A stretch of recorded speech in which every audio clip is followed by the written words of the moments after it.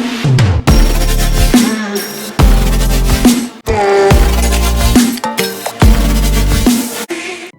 hi guys, welcome to the third episode of the Product-Led Marketing Show presented by the Product-Led Marketing community. So in this podcast series, we feature the top marketers from the PLG companies all over the world.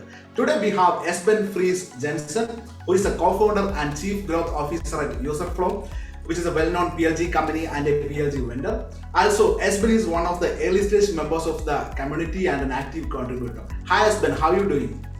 Hi Akil, I'm doing great. Thanks for having me. So what do you think of our community and how's your experience so far with the community? Oh, I love the community. I'm a big fan of product-led. So every community out there that you can say promotes the product-led world and get more businesses to do the product-led approach, I think is really great. So yeah, I love it. That's great. So why don't you tell us a little bit about yourself, your past experiences and your career path? Yeah, no, for sure. So I started as a consultant in Accenture back in the day. That's almost 10 years ago, more than that, 12 years maybe. But after Accenture, I started a company with three of my friends, a company called Cobalt, which is a cybersecurity company. So basically it's a company that does something called pen test as a service, which is basically like penetration testing, but it's all driven by a software platform. So instead of the traditional more consultant model, it's more software driven. And then I worked on that for 8 years. We grew the company. Today it's more than 200 employees. Super exciting journey. Actually in Cobalt, we were very product-led in the beginning. Then we became more sales-led, and then we actually started a project to become more product-led again. To kind of transition back, and that piqued my interest in the space, and that's why I decided to actually start another company together, or join a company with my co-founder Sebastian, to basically join that space and build a solution that can help more businesses become product-led, and that's how we started Userflow. And Userflow is basically this platform that allows anybody who's not a developer to build in-app onboarding or announcements and surveys and so on inside their products. So it's basically like a no-code builder, and that can be used to increase conversion on free trials, increase retention and so on, but all self-service. So it's not like you need to do meetings and so on to make it work. Great. So this is a question we ask all of our guests. So when was it that you realized PLG is the way to go? And what did you have to unlearn when you transitioned from Cobalt.io to Userflow?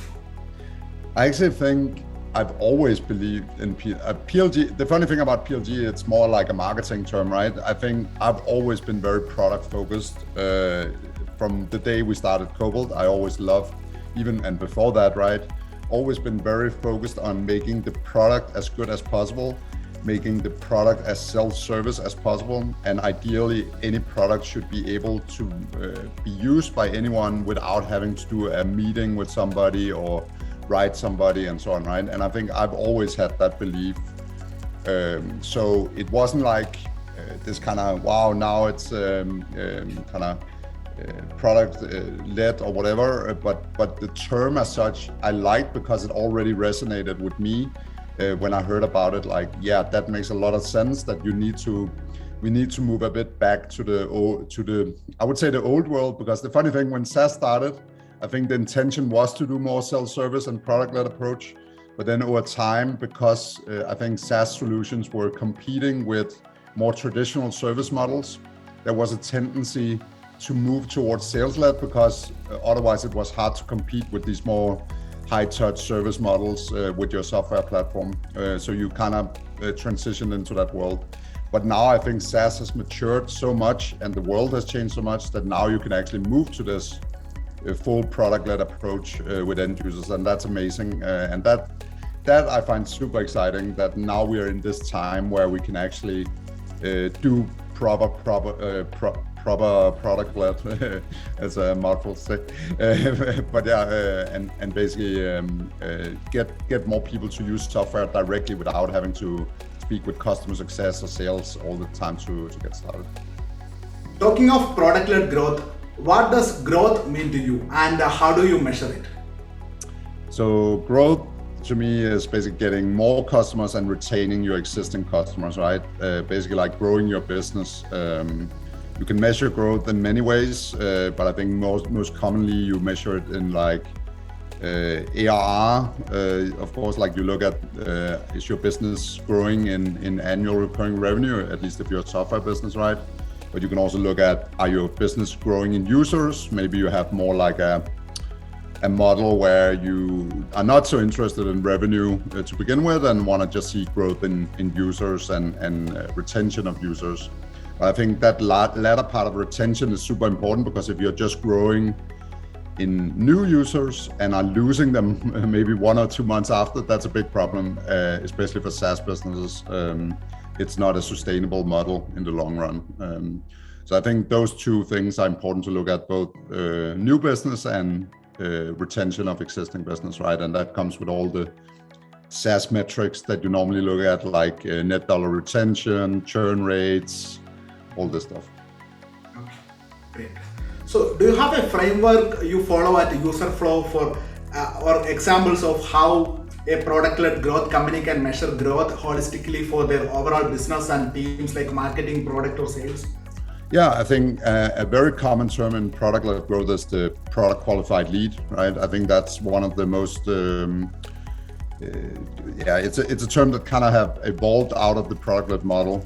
In user flow, we look at a product qualified lead as being an ideal customer profile, so an ICP, that has spent more than 30 minutes basically using our trial. So we have a free trial, we have a 14-day free trial. And if a user comes in and spends more than 30 minutes playing with that trial and building, we consider them a PQL. So that's a very simplified way of doing it. I've heard of other companies doing more advanced PQL qualifications. But I think the reason we started basic is you don't want to over-engineer to begin with. You want to have something that's easy to track, easy to measure, and then look at that, right? So that's one thing we're using, is the PQL kind of assessment.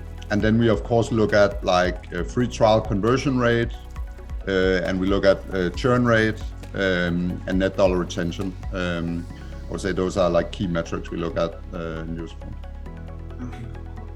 So do you see different interpretation of growth by different kind of organizations, like between product-led and sales-led companies, and between early stage and mid-stage SaaS companies? Yeah, I mean, every business is different, right? I think for early stage companies today, I don't see a reason why you shouldn't be, or that's a rough set. If you're in a market that's already sort of defined, I think you should go for a product-led model, right? And I think most like early stage businesses, that's the best choice for them, because they have limited resources and you can get really far with a product-led model without having to hire a bunch of people, right? That's something we've done at Userflow. We started out being 2 and now we're just 3, right? But we have 7-figure ARR, we have hundreds of customers, right? So we've really been able to grow our business with a very limited headcount, right? So that's something I would advise a lot of like early stage businesses that are in established markets to do. The exception to that is if you're in a very kind of new market, something that's very undefined and hard to explain, then it's maybe harder to get somebody to search for it and try your product and you know, do these kind of things. So in that world, you might need to do a bit more high touch to begin with, to explain what is the value proposition here and so on. Then you have the larger businesses. I think what's happening with the larger SaaS businesses today is most of them actually moved to a sales-led model over time because they were kind of forced to do it. Either because maybe their investors were seeing, okay, we want higher revenues. How can we get to that the fastest? You need to hire a big sales team and do that, right? But now there's a new trend where it's showing that some product-led companies on the stock market is really succeeding in just having this more product-led model. and now then investors are pushing from the other side, right? It's funny how that goes, right? Now they push companies to be more product-led. So there's definitely a transition now in larger companies to become more product-led again, because of this analysis that some have done on the stock market about product-led companies being more successful on certain metrics. So we are kind of curious to know about your day-to-day work. I mean, how does your day look like as a chief growth officer in a PLG firm? Yeah, no, for sure. I actually made a video series about product-led at Userflow that I recommend everybody checking out. But basically, what we have tried to do at Userflow is we're really a born product-led business, right? So everything we do is product-led. And really the mindset of product-led is to always think product first in everything you do. So that means instead of thinking, how do we solve this problem? Should we hire somebody to solve this problem? You think, how can we solve this problem in the product, right? How can we fix this by making our product better? So we have a key emphasis on like UX in our product and making things. So let's take something like support. So that's an area I, of course, am in. So as the growth officer, like a lot of our traffic that comes in is inbound, or almost all of it is inbound. So a lot of the sales, or whatever you want to call it, is actually support, right? Because you are answering questions, they're trying your product and they're asking you questions.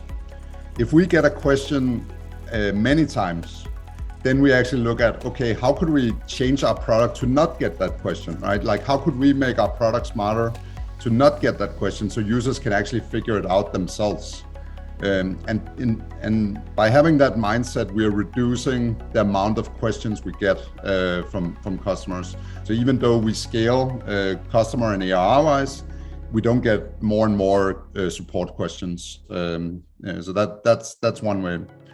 Then so that's more the support way, right? And my co-founder is the one developing the product. So of course we always look at like making our product stronger. We have a very strong product focus, building strong features and so on. We just released a great function called the Resource Center, which basically allows you to have an always on kind of support widget. And we even use our own product inside Userflow. So we use Userflow on Userflow. To onboard our own users, we use Userflow to onboard them basically automatically, right? So then in that way, we're also eating our own dog food. So we become familiar with what are the gaps in our product, what could we fix and so on. So that's a great way to test your own product. So yeah, doing a lot of things. And then maybe last but not least, there is of course like some marketing, right? We do a lot of like thought leadership.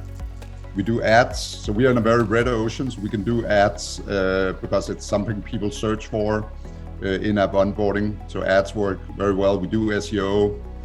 In Cobalt, I used to do a lot more outbound. We built a big like outbound sales team and so on. I'm believing less and less in that. I think the modern user is more gonna find things inbound through SEO and those channels and referrals, customer referrals. Outbound to me is it might still work for some, but I think you're seeing diminishing returns on investment in the outbound world, to be honest. And that's gonna become even more apparent over time, I think. Awesome. Yeah. So for an early stage PLG startup or an organization without a dedicated growth person, who do you think owns the responsibilities of growth? I think there should always be, in an early stage startup, one founder who focuses on growth. And you can say, at Userflow, we could have called me like a chief marketing officer or a chief sales officer, right? But that would have set the scene that, okay, I need to do sales or I need to do marketing, and that's my only role. But really the modern role is growth is like this kind of hybrid role that does a lot of things, but it's in a product-led world or product-led business, it's not about sales so much, right? It's more about, it's of course marketing, but it's also about how do I automate all the processes around free trials, for instance? How do I make sure that our free trials convert?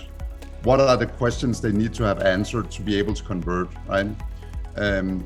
So in many ways, you're becoming more, I think, product marketer, right? That's becoming a common role in many larger companies. It's like product marketing, where it's somebody who does marketing, but they have a very strong product understanding. They know exactly how the product works. They even help refine the processes around the product. And I love that role, right? I think product marketing is an amazing role, and every big company should get one. But in a small early stage startup, that's a lot of what you do as a growth officer, right? You're really doing product marketing. You're promoting the product, but you're also building the processes that makes the kind of product process smarter, free trial conversion also. So yeah. Great. So do you have any advice for product-led marketers on growth in their companies? Yeah, I think don't overpromise and underdeliver, right? I think that's the most important thing in product-led growth, because in sales-led growth, that was possible, right? Like you overpromised, and then it was not possible, I would say, but it was possible to sell a deal, and then people would get disappointed when they basically bought the product and finally, right, and got to use it. They would, wow, you promised us all these things, but it's not at all what we expected, right? And maybe it wasn't an overpromise, it was just like a misalignment. But I think in a product-led world, you cannot do that, right? Because you have things like free trials and product demos and stuff like that, right? You need to show the actual truth and really stay to that, right? Like really, how can I promote the true state of our product into something that customers want, right? And don't overpromise, because you will only have disappointed users. And in a product-led model, those disappointed users won't even buy, because they will get to see that disappointment before they buy, right? So if you as a product-led marketing go out and make a marketing campaign that totally promises like this has like all these great things, and then when they go and do the free trials and they discover, okay, it didn't have any of these like great things, right? Then you're gonna disappoint them from the beginning. So it's very important that you have that alignment between realistic expectations. I think that's important. That's wonderful, Alex. So yeah. So guys, that's all for today's episode. Thank you so much, Espen, for your valuable time. We'll be interacting again in many future episodes or seasons. Yeah, perfect. No, I love this podcast and our video show here, Akhil. Thanks for having me. It was a pleasure.